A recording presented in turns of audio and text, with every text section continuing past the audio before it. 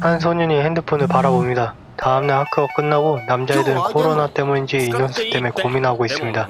그래서 뒷자리에 있던 주인공 유키테르를 영입하려 했지만 한 친구가 자신들과 어울려주지 않는다며 말립니다. 들어보니 항상 핸드폰만 붙였고 또 게임하는 게 아니라 매일 일기를 쓴다고 하죠. 주인공은 집에 가는 중에도 여전히 핸드폰만 만작거리며 가고 있었고 항상 자신 주변에 일하는 일을 적으며 마음의 안식을 하고 있었습니다. 앞을 안 보고 걷다가 사고라도 날까 저는 너무 걱정이 되는 지랄하고 그리고 이러한 행동에 주인공은 친구가 없어 보이지만 자신의 친구는 있다고 얘기하며 이불을 덮어쓰죠. 알고 보니 상상 친구 데우스. 이 녀석은 시간과 공간을 다스리는 신.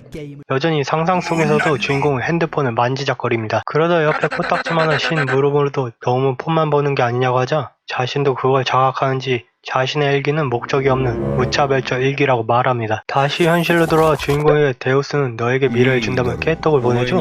주인공은 대수롭지 않은데 어차피 자신의 상상이라며 피식 웃습니다. 그날 저녁 한 여자가 무언가 쫓길 때 도망치고 있습니다. 그 뒤로 어두운 그림자에게 따라잡혀 순식간에 당해버립니다. 다음날도 주인공은 핸드폰을 보지만 뭔가 이상합니다.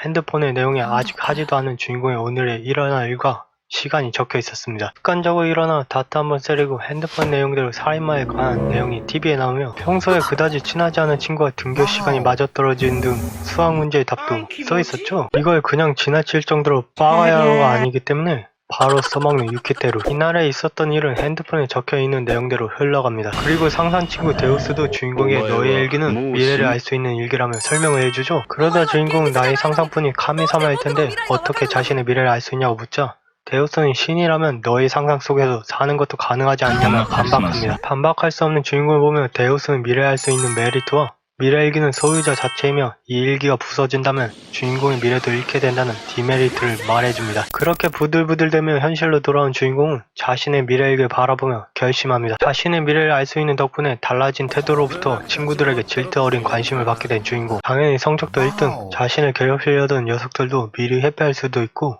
앞으로 아주 인생핀 주인공은 마냥 좋아 죽습니다. 다음날도 센세가 알려주지 않는 문제가 있는 시험이었지만 주인공은 상관없습니다. 그야 핸드폰에 문제의 답이 적혀 있었기 때문에 슬슬 풀어나갑니다. 자신감이 아주 넘치다 못해 빠았다 마려운 주인공 표정에 핑크머리 윤호와 눈이 마주치죠. 주인공은 괜시리 불안해집니다. 학교 시간 책상에 자신의 상상 속에 있던 무르무르가 지우개 똥으로 올려져 있었고 핸드폰으로는 보이스피싱인지 주인공의 데드엔드라 적혀 있었습니다. 이것이 나의 미래인지 당황하는 주인공 뒤로 윤호가 그게 니가 아닙니다. 네 미래라고 들어옵니다. 주인공의 비밀을 아는듯한 윤호와 난데없는 추격전이 시작되었고 자신이 핸드폰을 보며 윤호를 피해 도망치지만 어떻게 된 일인지 윤호가 먼저 와 있었죠. 위기를 느낀 주인공은 달리고 달려 어느 한 건물 엘리베이터에 들어갔지만 그때 사랑해요. 그녀도 또 다른 일기의 소유자.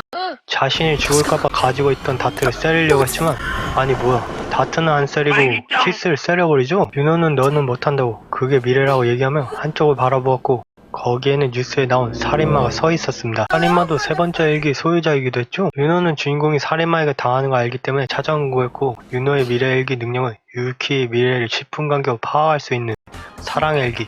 거의 그냥 핑크머리 스토커죠. 그리고 주인공에게 14층에서 내리면 살인마에게 당해 서바이벌 게임의 첫 탈락자가 된다면 일기의 소유자들은 서로의 목숨을 노리고 있다고 얘기해줍니다. 그렇게 하여 옥상 위로 도착한 두 사람.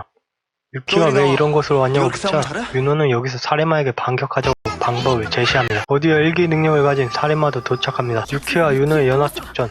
윤호가 살인마의 시선을 분산시키자 유키가 벌떡 일어나 살인마의 핸드폰에 다트를 세려버립니다. 살인마는 핸드폰이 망가진과 동시에 구멍이 생기더니 빨려 들어가 다트가 꽂힌 폰만 남긴 채 사라집니다. 그 모습을 지켜본 윤호는 시시하다고 하죠. 너 인성 문제 있어? 거기에 태연하게 주인공의 밥이나 먹으러 가자고 말하면 오늘 엄마도 안 계신 걸 알고 있었습니다. 주인공은 상상 친구에게 왜 다른 사람도 미래 일기를 가지고 있냐고 묻자 데우스는 일기 소유자가 한 명이라고 말한 적이 없다고 말하죠. 그리고는 장소가 바뀌며 주인공을 포함한 일기 소유자들이 모여 있었습니다. 다른 소유자들은 주인공을 버스트라 부르며 살인마를 해치운 것까지 알고 있었고 데우스는 소유자들에게 서바이벌 게임에 대한 설명을 해줍니다. 원래 이들이 쓰던 평범한 일기였지만 데우스의 능력으로 시간을 뒤틀어 90일 후까지 기술되도록 되어 있고 다 일기 소유자의 행동에 따라 일기의 내용이 변하는 형식이었습니다. 그러므로 미래를 바꿀 수 있지만 자신에게 한정된 게 아니었죠. 즉 서로의 정체를 알아내 사냥하여 최후의 1인이 되는 서바이벌 게임. 상품은 무려 데우스의 후계자 시간과 공간을 지배하는 신의 자리를 물려받는 것. 개꿀띠였습니다. 데우스의 총애와 역시나 다른 소유자들의 경계 대상이 된 주인공. 다시 데우스의 보금자리로 돌아왔지만 약 먹을 시간인지 유노의 상태가 최고조로 올라갑니다.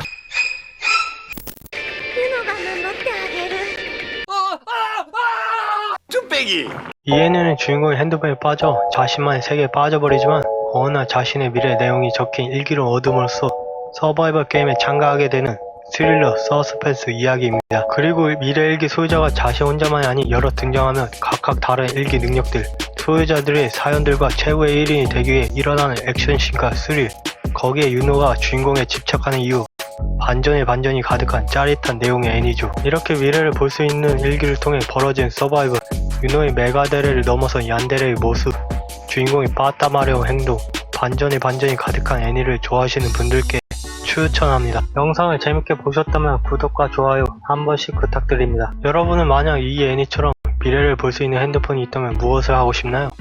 저는 찾을 겁니다. 여친을.